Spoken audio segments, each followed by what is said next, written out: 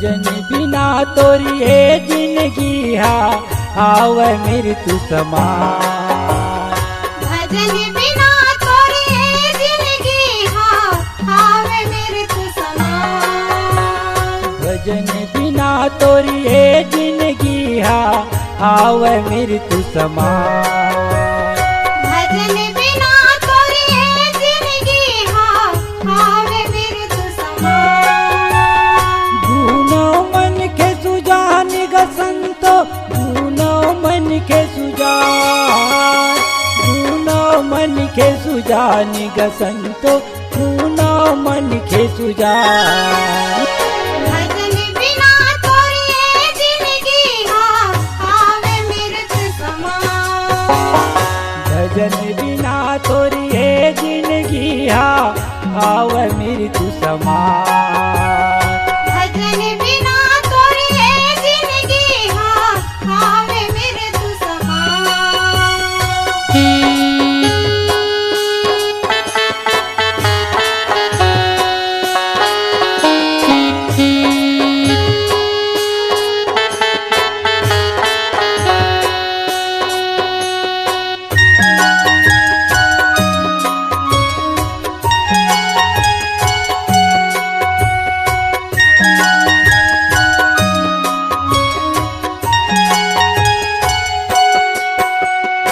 हरि नाम के सुमिरन कर ले चोला हर तर जाएगा। नहीं है भरोसा ये काया के कभी ये सुआ उड़ाएगा। कभी सुवा उड़ाएगा संतो, कभी सुवा उड़ाएगा। नहीं है भरोसा एक आया के कभी सुवा उड़ाएगा। कर ले हरि के ध्यान गसंतो कर ले हरि के ध्यान, कर ले हरि के ध्यान गसंतो कर ले हरि के ध्यान। भजन बिना तोरी है जिंदगी आवे मृत्यु समान। भजन बिना तोरी है जिंदगी आवे मृत्यु समान।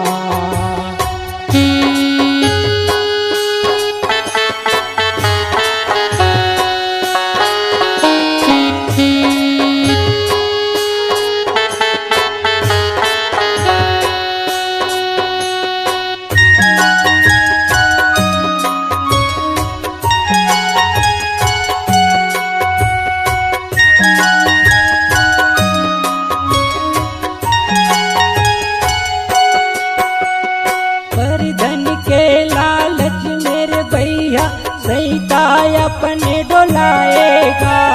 सत्य धर्म के रास्ता छोड़े झूठ कपट गोठियाएगा। झूठी कपट गोठियाएगा संतो, झूठी कपट गोठियाएगा। सत्य धर्म के रास्ता छोड़े झूठी कपट गोठियाएगा।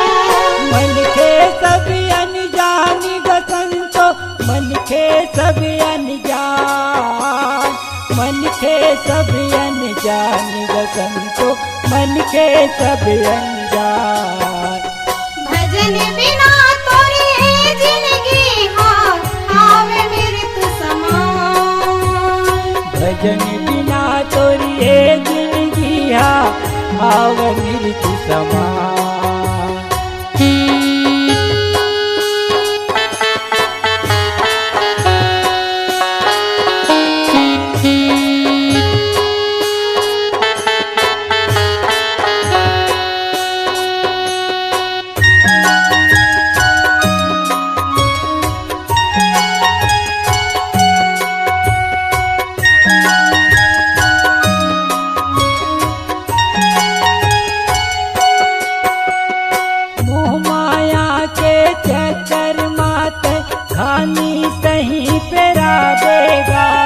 बहती दरिया धर्म कमाले सीधा सरग माँ जागेगा।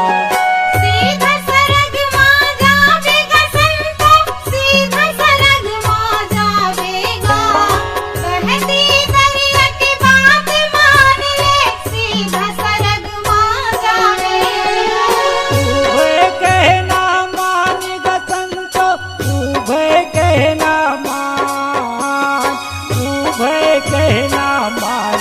संतो तू भय कहना मान।